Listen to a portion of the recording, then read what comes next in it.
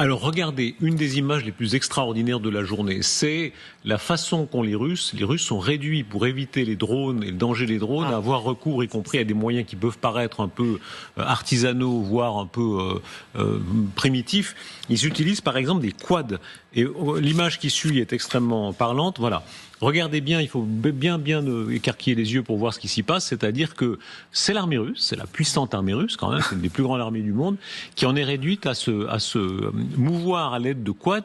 Pourquoi exactement, Xavier Titelman? Est-ce que c'est vrai que c'est pour simplement éviter les drones ou tenter de les éviter? Déjà, moi, ce qui me choque, c'est qu'en manœuvrabilité militaire, en stratégie militaire, alors que nous avons Goya qui est sur le plateau, on pose la question à Xavier Titelman. Et souvenez-vous de ce que Pascal Boniface avait dit. Pascal Boniface avait dit sur ces plateaux-là, là, quand ton analyse ne va pas dans le sens de ce qu'ils veulent, on ne t'invite plus.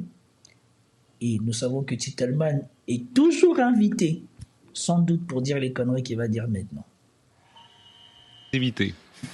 Alors, il y a deux raisons. La première, c'est que la Russie dispose de moins en moins d'armes, de blindés. Ça, c'est le premier élément. Même s'ils voulaient continuer au rythme des pertes qu'ils ont eues par les années précédentes, ils ne pourraient pas le faire. 1400 chars prouvés détruits en 2024 pour la Russie. Simplement, ils en ont plus. Mais... Notez bien ce qu'il dit.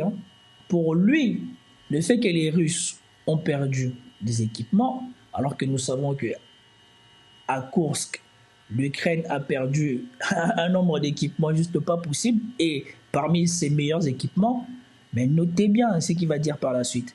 Pour lui, le changement de stratégie de la Russie n'est pas dû à une adaptabilité de l'environnement et de la zone de conflit et surtout du front. Non, c'est dû au fait que les Russes n'ont plus de chars.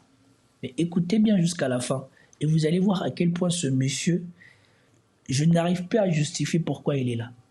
Mais surtout, les chars, effectivement, ils sont relativement lents et ils sont fragiles face aux drones parce que les Russes n'ont pas massivement investi dans la guerre électronique alors que les Ukrainiens sont mieux équipés dans ce domaine-là. C'est pour ça que les Russes contournent le brouillage des Ukrainiens en utilisant des drones philo-guidés avec de la fibre. Est-ce que vous écoutez les choses qu'il dit, ce monsieur?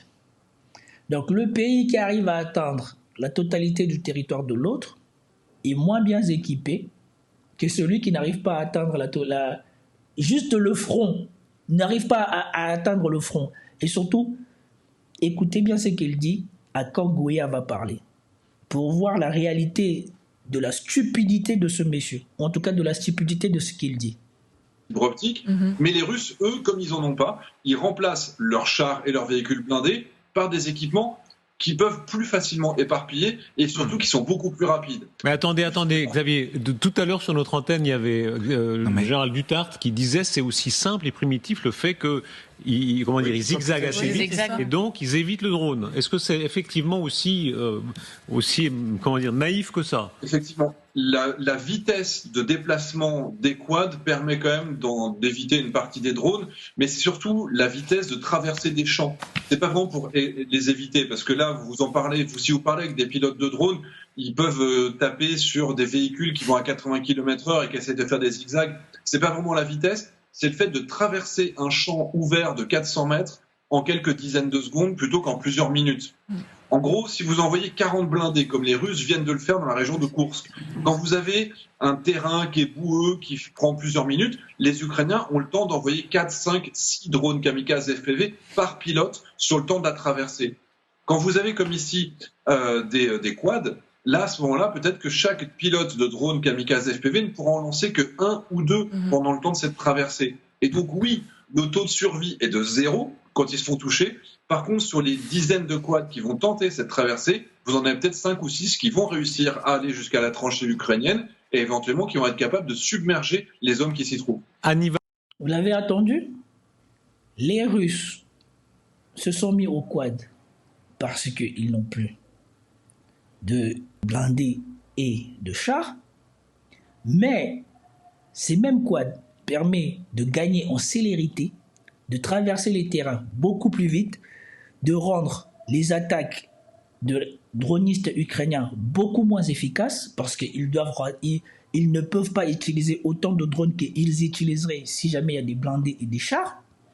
Et surtout, cette tactique permet de submerger les défenses ukrainiennes et d'arriver beaucoup plus vite sur les tranchées ukrainiennes et de les prendre. Est-ce que c'est moi ou ce monsieur, il est bête? Si vous aviez une armée, la zone de front, où il n'y a plus de brouillage, parce que vous avez tous besoin d'atteindre les effectifs qui sont là, l'ennemi, qu'est-ce que vous metteriez en premier?